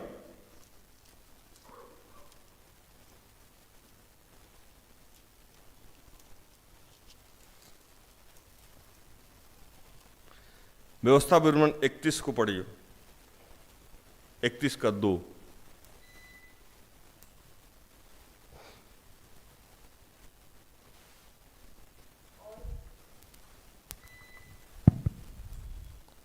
और उसने उनसे यह भी कहा, आज मैं 120 वर्ष का हूँ और अब मैं चल फिर नहीं सकता, क्योंकि यहोवा ने मुझसे कहा है कि तू इस यरदन पार नहीं जाने पाएगा। 3, तेरे आगे पार जाने वाला तेरा परमेश्वर यहोवा ही है। वह उन जातियों को तेरे सामने से नष्ट करेगा और तू उनके देश का अधिकारी होगा, और यहोवा के वचन के अनुसार यहोशू तेरे आगे आगे पार जाएगा। अब सुन लीजिए, फाइनली हो गया कि अब मूसा मरने वाले हैं और वो आगे काम नहीं करेंगे। तो प्रभु वहां कहा कि एक तय है कि तुम आगे नहीं जाओगे। उस समय मूसा का एज क्या था? 120 वर्ष। और जब यहोशू के लिए घोषणा हुई थी उस समय मूसा का एज लगभग 80 साल या 90 साल था। यहोशू कितने दिन तक मूसा का असिस्टेंट रहा? लगभग 20 से 30 साल। और 30 साल के बाद उसको लीड करने का मौका मिला, है ना। वेट योर टर्न, अपने समय का इंतजार करना चाहिए। मुझे अभिषेक, कल भी मैं ये जुड़वा रहा था कोई बहन की, आपकी उम्र कितने उम्र में मेरी आपकी शादी हो गई है? कुछ लोग यहाँ अजीब सा। तो मैंने कहा मेरी शादी वही कुछ आज से 17-18 साल पहले हुई है, वो ये जोड़ लीजिए। अभी मैं 30 का हूँ, उस समय 12-13 का होऊंगा, 30 का नहीं हूँ अभी। तो लगभग 25, 26, 27 साल में मेरी शादी हुई थी। और जब मेरा अभिषेक प्रभु ने किया उस समय 19 साल का था। 19 साल का मतलब 99-2000 के करीब में मैं 18-19 साल का था। और उस समय प्रभु ने मेरा अभिषेक किया किसी पास्टर के माध्यम से, विश्वास का दान मिला। 99 और 14 के बीच में कितना फर्क होता है दोस्तों? 15 साल मुझे लगा मेरे अपने वास्तविक जगह पे पहुंचने में। वास्तविक जगह मेरा क्या था? प्रार्थना उद्धार। 15 साल मुझे लगा मेरा संसारिक गुरु मिलने में, मेरा मूसा मुझे मिलने में 15 साल लग गया। उसके बाद सही तरीका से मुझे 16 से इस्तेमाल किया गया। अभी भी ढंग से बाइबल मुझे आता नहीं है, अभी भी तरीके से मैं प्रार्थना नहीं कर सकता हूं। अभी भी अगर सिस्टर एस्थर को मेरे लाइफ से हटा दिया जाए तो मेरा सर्वाइवल मुश्किल हो जाएगा। लेकिन सपना अभी भी मैं संजो के रखा हूं कि हम होंगे कामयाब एक दिन। मन में पूरा है विश्वास। डिप्रेशन में नहीं जाते हैं हम लोग, है ना। आधी उम्र मेरी जा चुकी है, अब कुछ दिनों में मैं 50 का हो जाऊंगा, लगता नहीं हूं अलग बात है, लेकिन 50 का होने वाला हूं थोड़े ही दिनों में, और अभी तक सेटल नहीं हुआ हूं मैं। सेटलमेंट क्या होता है सांसारिक रूप से? नौकरी, अपना घर, अपना जमीन, अपना पेंशन, अपना बैंक बैलेंस, ये सब मेरे पास कुछ भी नहीं है। तो सबसे ज्यादा डिप्रेशन में तो मुझे रहना चाहिए, क्योंकि मेरे पास एक पत्नी भी है जिसको खिलाना भी पड़ता है, एक बेटी है जिसको पढ़ाना भी पड़ता है, और जिस रफ्तार से वो बढ़ रही है बहुत जल्दी शादी भी करना पड़ेगा। शादी में भी पैसा लगता है। और ये बात क्या मेरे दिमाग में शैतान नहीं डालता होगा कि राज तुम दिन भर करते क्या हो? सारा दिन तुम प्रवचन सुनाते हो, लेकिन तुम्हारे पास फूटी कौड़ी नहीं है। अभी तक हमने इसको व्यापार नहीं बनाया। लोगों की समस्या को समझाते समझाते, उसको सॉर्ट आउट करते करते कब सुबह से 12 बज जाता है पता ही नहीं है। और 12 बजने के बाद जब एकांत होते हैं तो पता लगता है कि शरीर के हर हिस्से में दर्द हो रहा है। कभी चेस्ट पेन हो रहा है तो भैया चेस्ट पेन क्यों हो रहा है? तो किसी के चेस्ट में पेन है, उसके लिए प्रार्थना कीजिए। कभी कमर में दर्द हो रहा है, कभी एड़ी में दर्द हो रहा है। आजकल मेरा बीपी जाता है, ऊपर का बीपी 160, नीचे का बीपी मैं सुबह में चेक कर रहा था 122। पत्नी बीपी मशीन बंद कर दी, 160/22। मैं 1 सेकंड बाद प्रार्थना किया तो वो 125/86 हो गया। पत्नी करी मशीन खराब है। मैंने कहा अब उसको क्या समझाएं हम, सब बात तो बता नहीं सकते। तो मेरे हिसाब से डिप्रेशन में तो यहोशू को चले जाना चाहिए था, या डिप्रेशन में मुझे और सिस्टर एस्थर को चले जाना चाहिए था कि हम लोग करते क्या है यार। लेकिन हम लोग को पता है कि उपयुक्त समय में प्रभु बढ़ाएगा। लाइक जब सिस्टर एस्थर अकेले जब सेवकाई शुरू की और आज जहां पहुंची हैं तो छोटे से छोटे 1000 हो गई हैं। बहुत छोटी सी, दुबली सी, नन्ही सी, पतली सी, 30, 35, 40 किलो के वजन की एक लड़की थी जो हमको दिया गया था। गुड़िया हाथ में ऐसे उठा के घूम सकते थे, है ना। और वो महिला, वो लड़की जिसके ना आगे कोई ना पीछे कोई, वो तो दीदी भी साथ में नहीं रहती थी। हम आके सारा सेट किए कि दीदी अब आइए, राज है साथ में। सब लोग अलग अलग रहता था, ना घर ना द्वार, ना आगे ना पीछे, ना कोई, ना कहीं। कहीं रह रही हैं तो वो किसी और के पास रह रही हैं, सेवकाई कर रही हैं। 4 आदमी सेवकाई कर रहा है, 2 आदमी नाराज है, 1 आदमी रूठा हुआ है, 1 आदमी तुनका हुआ है, अकेली लड़की लड़ रही है, पता ही नहीं है। लेकिन उनको पता था कि छोटे से छोटे 1000 हो जाएंगे, उपयुक्त समय में प्रभु उनको बढ़ा देगा। लेकिन अगर उसी दिन वो डिप्रेशन में जाके कुछ अटपटा कर ली रहती तो आज सिस्टर एस्थर नहीं रहती।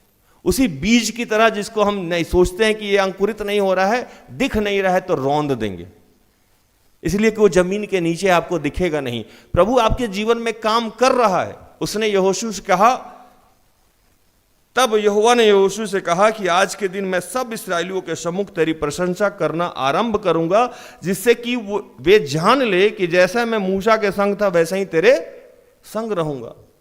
30 साल 25 साल से यहोशू को वेट कर रहा था, और भी ये पता भी नहीं था कि हम यहाँ के उत्तराधिकारी हैं कि नहीं। ये मूसा को पता था कि यहोशू को, मूसा नहीं जाएगा, मूसा को रिप्लेस करके यहोशू को लगाया जाएगा। लेकिन एक और नई चीज मैं आपको बताऊं, यहोशू का अभिषेक कब हुआ था ये आज मैं बता रहा हूं। निर्गमन 24:13,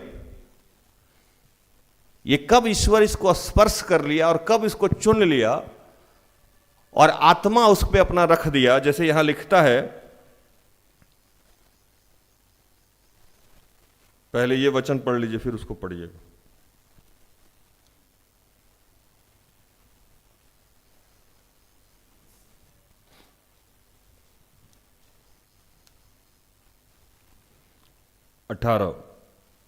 गिनती 27:18 वचन समझ में आ रहा आप लोग को? गिनती 27:18। यहोवा ने मूसा से कहा, तू नून के पुत्र यहोशू को लेकर उस पर हाथ रख, वह ऐसा पुरुष है जिसमें मेरी आत्मा बसा है। भाई कब आपका आत्मा बस गया इसमें? आज कह रहे हैं कि उसको हम आगे लेके जाएंगे, हम उसको कैप्टन बनाएंगे, तो आत्मा कब बसा? तो प्रभु बताया आत्मा तो तभी बस गया जब मूसा और यहोशू एक साथ कहां चढ़े थे? पहाड़ पे। पढ़िए निर्गमन 24:13। तब मूसा यहोशू नामक अपने सेवक समेत परमेश्वर के पर्वत पर चढ़ गया। किसके पर्वत पे चढ़ गया? परमेश्वर के पर्वत पे। क्यों गया था? तो 10 कमांडमेंट लाने के लिए गया था। 10 कमांडमेंट लाने के लिए मूसा के साथ यहोशू भी पर्वत पे चढ़ा था। उसी समय यहोवा का आत्मा उसमें प्रवेश कर गया था। लेकिन यहोवा ने यहोशू से कुछ नहीं कहा, और यहोशू को पता ही नहीं था कि मेरा अभिषेक हो गया है, और किस लिए हुआ है ये भी पता नहीं है। और कितनी बड़ी बात अब यहां से शुरू होती है कि यहोशू के लिए कितना सारा बड़ा बड़ा काम था। जैसे प्रभु मुझसे कहता है कि तुम्हारा भविष्य इतना उज्जवल होगा कि पिछली दशाएं छोटी लगेगी। हम लोग इस बात को समझ नहीं सकते थे। जब यहां लिखता है कि मूसा अपने सेवक, किसके साथ? अपने सेवक यहोशू के साथ पहाड़ पे चढ़ा। सेवक लिखता है। सेवक शब्द सुन के ना भड़क जाता है बच्चा सब। अच्छा, हम आपके असिस्टेंट हैं, हम आपके नौकर हैं, हम आपके चाय पिलाने वाले लगते हैं, हमको भी वचन सुनाना है, हमको भी आराधना करना है। कोई भी सेवक का सेवक बनने को तैयार नहीं होता। उसको सबको आके लीडर बनना है, सबको जाके बड़ा चीज बनना है। और मैं लोगों को बताता भी हूं कि हमारे देश का सबसे बड़ा जॉब जो है वो आईएएस का जॉब है, जो लोग निकालता है। और उसको क्वालिफाई करके जो बच्चे आते हैं, यहां तक कि गोल्ड मेडल भी लेके भी आएंगे, तब भी उनको डिस्ट्रिक्ट नहीं दिया जाता। ए लग जाता है आगे। क्या हो जाते हैं वो? असिस्टेंट मतलब सहायक, सहायक मतलब नौकर। उनको सीधे तौर पे डिस्ट्रिक्ट नहीं मिलता। उनकी एक ट्रेनिंग होती है, 2 साल 3 साल 4 साल, जो भी एक ट्रेनिंग का फेज है, उसके बाद उनको कोई जिला मिलता है। उनको भी असिस्टेंट, सेवक नियुक्त किया जाता है। आपको भी, इसीलिए बाइबल लिखा कि जो छोटे से छोटे में ईमानदार होंगे उनको बड़े पे नियुक्त किया जाएगा। प्रभु यहोशू को चेक कर रहा था कि क्या यह मूसा की बात को मान रहा है कि नहीं मान रहा है। अगर बाइबल लिखता है कि तुम जिसे देखते हो उससे प्यार नहीं करते हो, तो मुझसे प्यार करने का दिखावा करते हो। मूसा यहोशू के साथ रहता था, यहोशू मूसा के साथ रहता था। मूसा यहोशू का और यहोशू मूसा का कितना एक दूसरे का आज्ञाकारी था और बात मानने वाला था कि जब पहाड़ पे चला, इतना बड़ा इंपॉर्टेंट काम करने चला, फिर भी यहोशू को लेके गया था, ये रहना साथ में मेरे। और उसी समय उसका आत्मा, उसमें यहोवा का आत्मा प्रवेश कर गया। और उस समय से 30 साल से उसको वाच किया जा रहा था कि क्या ये यहोशू मूसा को डिनाई कर रहा है। तब यहोवा ने देखा कि मूसा का कभी भी डिनाई यहोशू ने नहीं किया। यही काम एलिया और एलीशा के साथ हुआ था। एलिया के जितने भी बाकी असिस्टेंट थे वो सब एलिया का मजाक उड़ाते थे और सब पीछे में गॉसिप करते थे, लेकिन एलीशा उस चक्कर में कभी भी रहा नहीं। तो अभिषेक किसका हो गया? एलीशा। और यहोशू को आज यहां प्रभु कह रहे हैं कि मैं तुम्हारी प्रशंसा इतनी बढ़ाऊंगा कि सारा लोग जानेगा कि जैसे मैं मूसा के संग रहा वैसे ही आपके संग रहूंगा। और मैं आपको बताऊं कि मूसा ने जो जो काम किया उससे बहुत बड़ा बड़ा काम यहोशू से प्रभु कराया। उसमें सबसे इंपॉर्टेंट काम क्या है मैं बता रहा हूं आपको।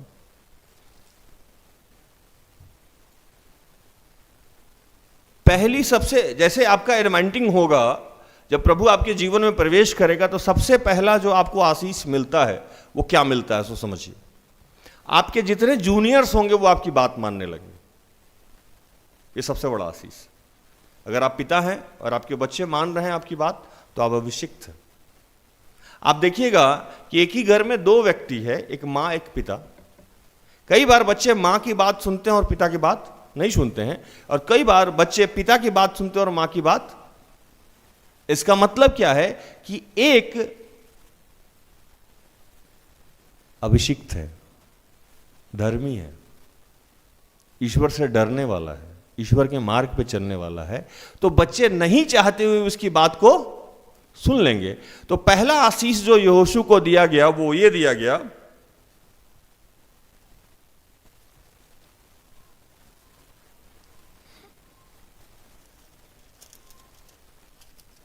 पढ़िए यहोशू 1:16। तब उन्होंने यहोशू को उत्तर दिया, जो कुछ तूने हमें करने की आज्ञा दी है वह हम करेंगे, और जहाँ कहीं तू हमें भेजे वहाँ हम जाएंगे। 17। जैसे हम सब बातों में मूसा की मानते थे वैसे ही तेरी भी माना करेंगे। इतना हो कि तेरा परमेश्वर यहोवा जैसा मूसा के संग रहता था वैसा ही तेरे संग भी रहे। 18। कोई क्यों ना हो जो तेरे विरुद्ध बलवा करे, और जितनी आज्ञाएं तू दे उनको ना माने तो वह मार डाला जाएगा, परंतु तू दृढ़ और हियाव बांधे रह।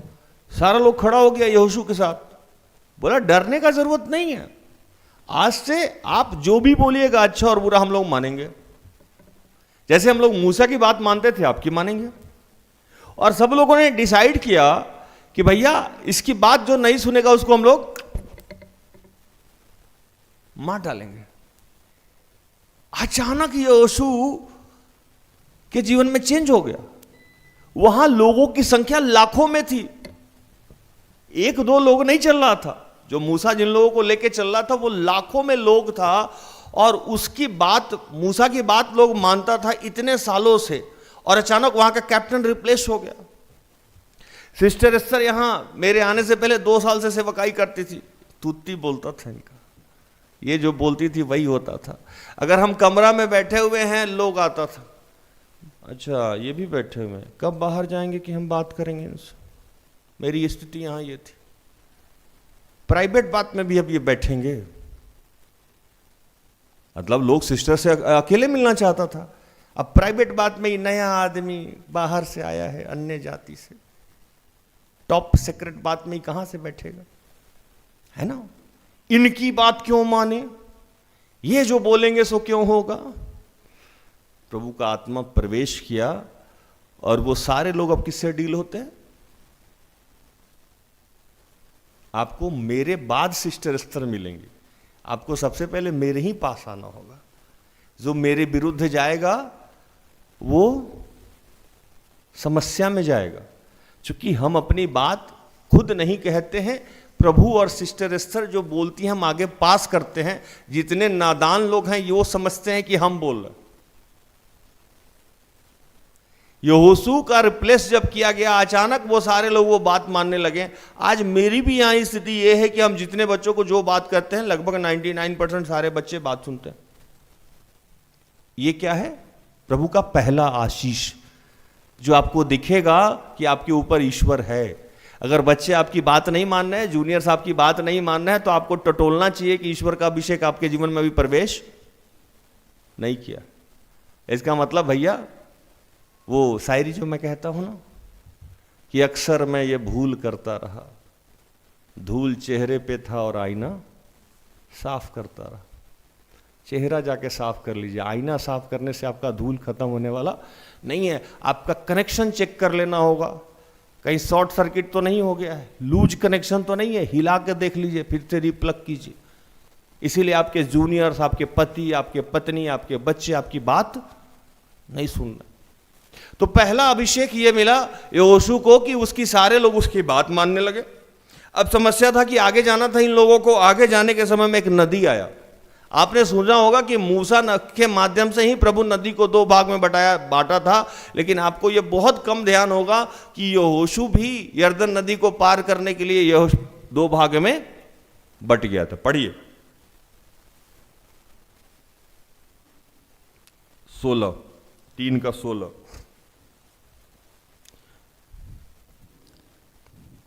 तब जो जल ऊपर की ओर से बहा आता था वह बहुत दूर अर्थात अदाम नगर के पास जो सारतान के निकट है रुक कर एक ढेर हो गया और दीवार सा उठा रहा, और जो जल अराबा का ताल जो खारा ताल भी कहलाता है उसकी ओर बहा जाता था वह पूरी रीति से सूख गया, और प्रजा के लोग यरीहो के सामने पार उतर गए। फिर से नदी दो भाग में बटा। ये आशीष किसको मिला? यहोशू को, जो अब तक सेवक था, असिस्टेंट, है ना। मैं यहां का असिस्टेंट जिससे कोई मिलना नहीं चाहता था, प्रभु ने मुझे नया आशीष दिया आराधनालय बनवाने का, है ना। जो काम अब तक इस सेवकाई में नहीं हुआ था उसके लिए सब कुछ प्रभु मेरे से कराने लगा। एक और आशीष जो अब तक मूसा नबी को भी नहीं मिला था वो आशीष मिला। मूसा नबी के समय में मन्ना बरसता था और लोग खा के जीते थे। वो मन्ना बरसना किसके समय में बंद हो गया? यहोशू के समय में। और वहां खेत उपजाऊ होने लगा और लोग as it is normal life जीने लगे। एक पढ़ी वचन 5:12, यहोशू 5:12। और जिस दिन वे उस देश की उपज में से खाने लगे उसी दिन सवेरे को मन्ना बंद हो गया, और इजराइलियों को आगे फिर कभी मन्ना ना मिला, परंतु उस वर्ष उन्होंने कनान देश की उपज में से खाया। अब वो क्या हो गए? सेल्फ डिपेंडेंट हो गए। कमा रहे हैं, खा रहे हैं, जो मन कर रहा है वो खा रहे हैं, जैसे मन कर रहा है वो जी रहे हैं। ये किसके टाइम में मिला? यहोशू के टाइम में फ्री कर दिया गया। यहोशू के माध्यम से इतने सारे आशीष मिले कि आप यहोशू को, चूंकि आप पढ़ते नहीं है, मूसा को ज्यादा पढ़ते हैं, यहोशू को इतना आशीषित किया गया कि आगे जो रहाब वेश्या थी उनका भी इन्हीं के माध्यम से आशीष मिला। और भी बहुत सारा दीवार ये तोड़े हैं, लड़ाइयाँ लड़ी हैं, फिर कभी मौका मिला तो इस पर चर्चा होगी। तो मैं ये बता के जा रहा हूं कि आज आपके जीवन में प्रभु कह रहा है कि आप चाहे जितने दुर्बल हैं, कमजोर हैं, प्रभु आपको सामर्थ्य बनाने जा रहा है। आप अपने आशीष तक पहुंचिएगा। बस wait your time, wait your turn. आप घबराना बंद कीजिए, परेशान होना बंद कीजिए। और जीवन में अगर कुछ बदल नहीं रहा है, इसका मतलब ये नहीं कि आप पापी हैं, ये है कि आपका समय नहीं आया है। अब कितना भी आशीषित आदमी हो, जिस दिन कंसीव करे उसी दिन बच्चा हो जाएगा क्या? यहाँ डॉक्टर सिस्टर सब लोग बैठे हुए हैं, उसको भी 9 मंथ वेट करना पड़ता है। जब यीशु यहां आए तो वो ईश्वर के पुत्र थे, बहुत शक्तिशाली थे।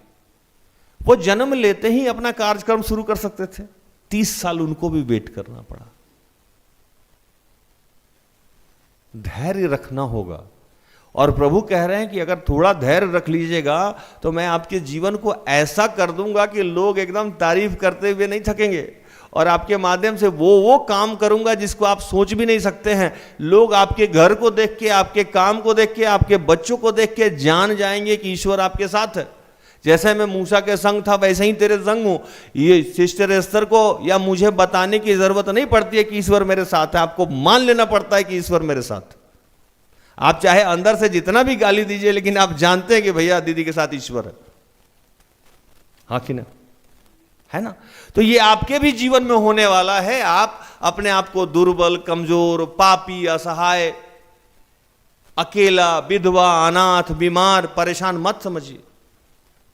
प्रभु का एक काम करने का तरीका है, वो अपने उपयुक्त समय पे ही काम करता है ना। और हम लोग बहुत धन्य लोग हैं। हम लोग परमेश्वर का धन्यवाद करें कि हम लोग यीशु के माध्यम से हमेशा जयवंत की तरफ बढ़ रहे हैं। अगर हम लोग बिफोर क्राइस्ट रहते तो हम लोग का तो खटिया खड़ा हो जाता, है ना। तो हम लोग वी आर लकी पीपल कि हम लोग यीशु के बाद आए हैं, और यीशु हमारे और आपके लिए कुर्बान हुआ, और उसके मारे जाने से, उसके गाड़े जाने से हम जयवंत होते जा रहे हैं। हम भी एक सामर्थी जाति बनेंगे, हम भी एक शक्तिशाली आदमी बनेंगे, और हमारे और आपके जीवन की सारी समस्याएं खत्म हो जाएगी, और हमारी प्रशंसा, हमारी तारीफ इतनी बढ़ेगी कि लोग जान लेंगे कि जैसा प्रभु मूसा के संग था वैसा ही मेरे संग है ना।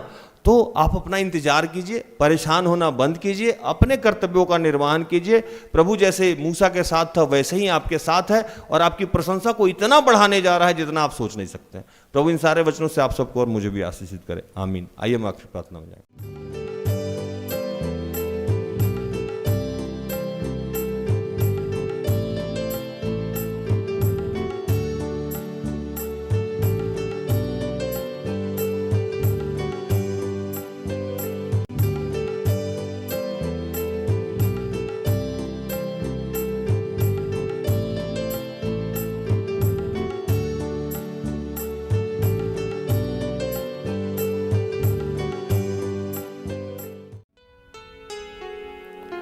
उस पिता से क्षमा मांगे कि हमने अपना धैर्य खो दिया।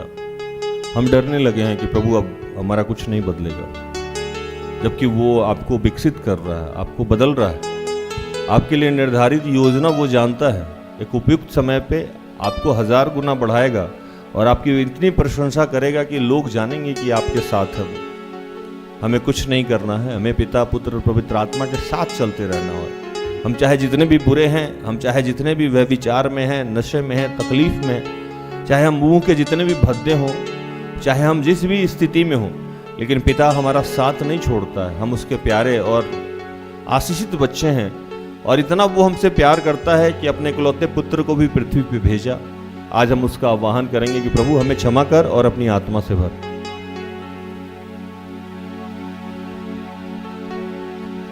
आत्मा से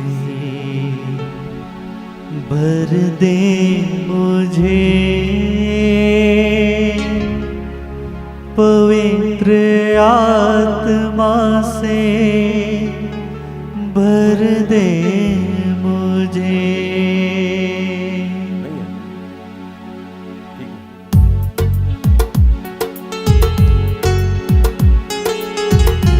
अपनी आंखें बंद रखिए। बहुत पहले जैसे यहोशू का अभिषेक हो चुका था, जैसे मेरा 99 में अभिषेक हो चुका था, वैसे ही आपका अभिषेक हो चुका है। और जिसका अभिषेक हो गया है प्रभु उसके जीवन में काम करता है। आपकी जीवन की अवस्थाएं बदल रही है। पवित्र आत्मा अंश अंश करके बदलता है। आपको दिखाई दे नहीं दे, लेकिन प्रभु आपके जीवन में कार्य कर रहा है। जैसे गर्भ में बच्चा बढ़ता है, आपको दिखाई नहीं देता है, और एक उपयुक्त समय पे प्रसव पीड़ा के साथ वो बाहर आ जाता है। वैसे ही आपके जीवन की सारी हालातें बदल रही है और एक उपयुक्त समय पे एक सामर्थी जाति बनने जा रहे हैं।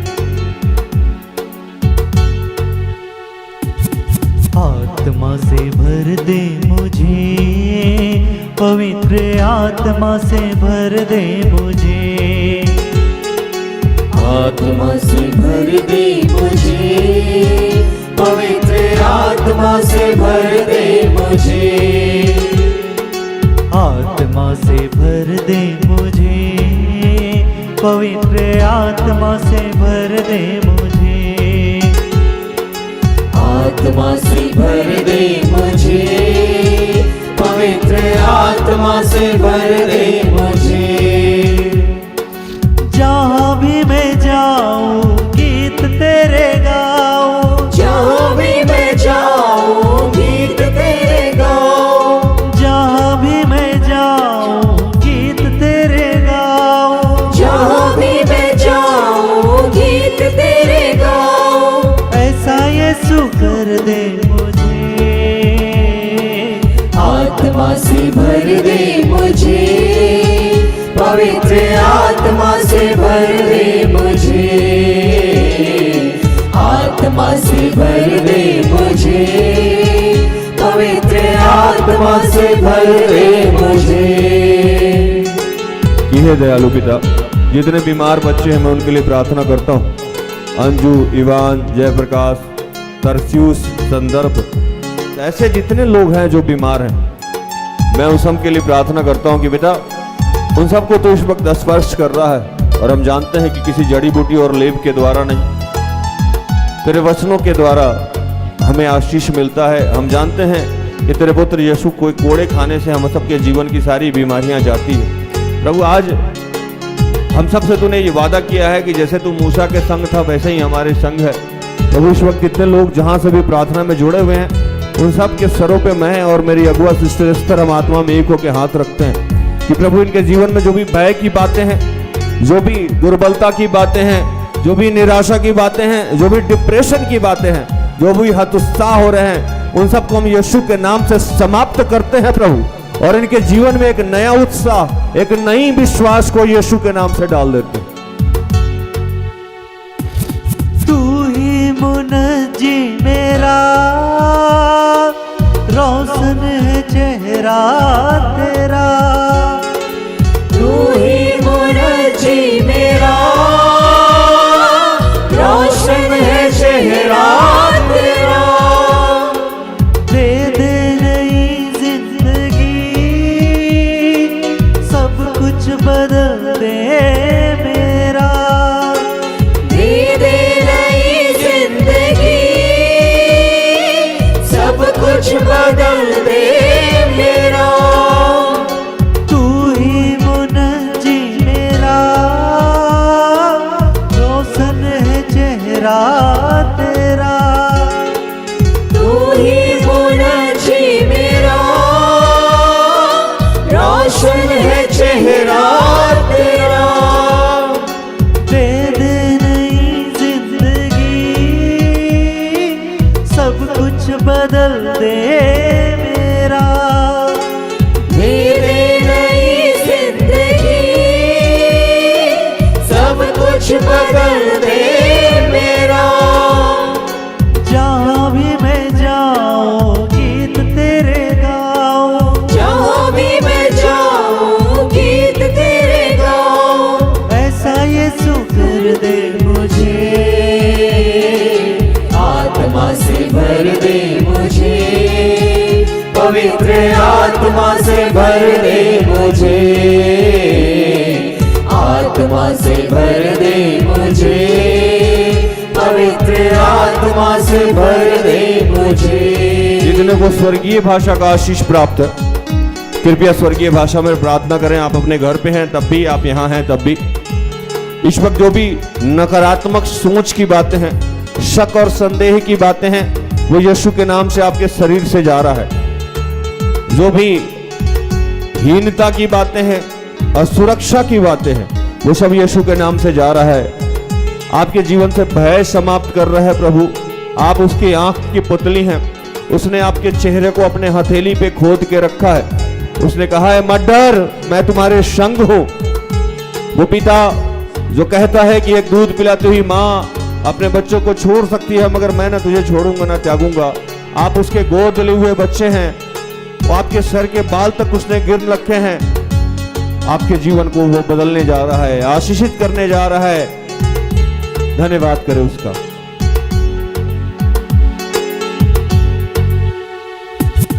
देता है तू जिंदगी,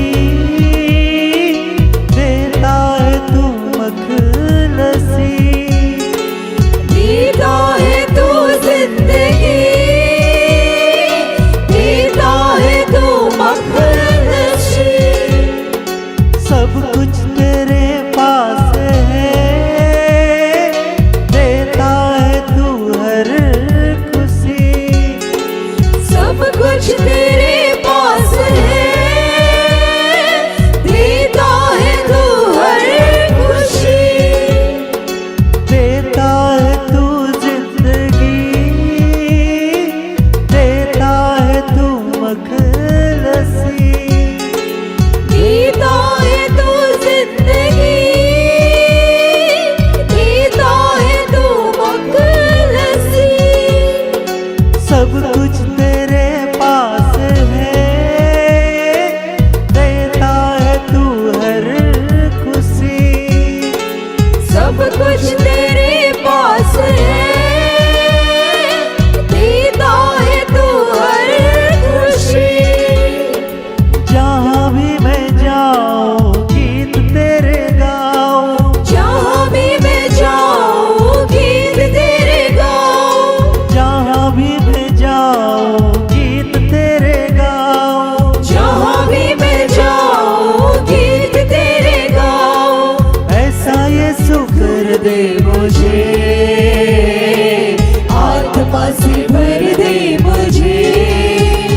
पवित्र आत्मा से भर दे आपका पिता मुझे, ना बहरा है ना अंधा है।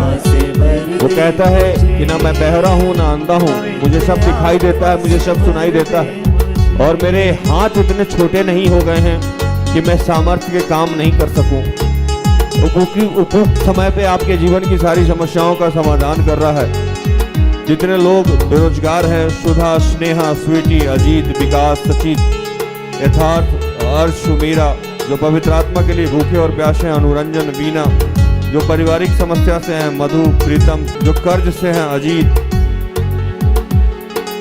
मैं सब लोगों के लिए प्रार्थना करता हूं कि प्रभु आज पिता, पुत्र, पवित्र आत्मा इन सबको तू स्पर्श कर, इनका साथी, इनका सहारा बन, इन सब से तू बात कर और इनको बता कि इस पृथ्वी पे तूने इनको अपने हाथों से रचा है, अपने हाथों से संजोया है, गर्भ में ही तूने इन पे चित्त लगाया था। अंधेरे में जब ये रचे जा रहे थे तभी तूने इनको पुकारा था, तूने इन्हें नाम लेके पुकारा है। तू जानता है कि हम सबकी क्या जरूरत है, तू जानता है कि हम सबकी जीवन की क्या अवस्था है, हम समस्या क्या है और इसका निवारण भी क्या है, तू जानता है प्रभु। तूने कहा था कि उसके राज्य और धार्मिकता की खोज करो, दुनिया के तमाम चीजें तुम्हें यूं ही दे दी जाएगी, सब कुछ तू हमें मुफ्त में देने जा रहा है। पिता, हम तेरा धन्यवाद करते हैं। तेरे लिए ही जियो, तेरे लिए ही मरो, तेरे लिए ही जियो, तेरे लिए ही मरो। तू जिस राह पर चला मैं उस राह पर चलूं, जिस राह पर चला मैं उस राह पर चलूं। तेरे लिए ही जियो, तेरे लिए ही मरो, तेरे लिए ही जियो, तेरे लिए ही मरो। तू जिस राह पर चला मैं उस राह पर चलूं, तू जिस राह पर चला